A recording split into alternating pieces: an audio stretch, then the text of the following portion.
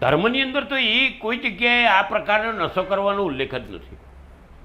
છતાં પણ તમે કીધું કે એમની મસ્તી અલગ હોય છે ને પીએ, બાકી પણ તકલીફ એ છે કે એમની સાથે સાથે સંસારીઓ પીએ છે, એમની સાથે સાથે બાળકો પીએ છે બેસીને.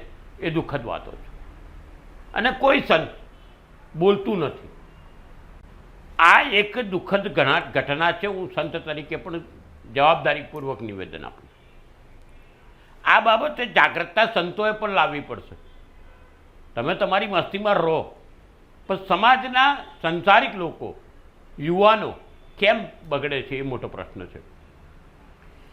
આ તમે જે ગોગોનો પ્રશ્ન ઉઠાવ્યો છે, હું સલામ કરું છું તમને.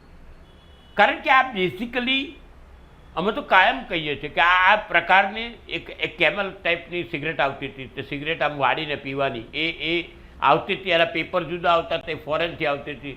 અને એ પછી આ એક ગોગો જે ઘૂસી ગયું છે, બહુ જ મોટું દૂષણ છે.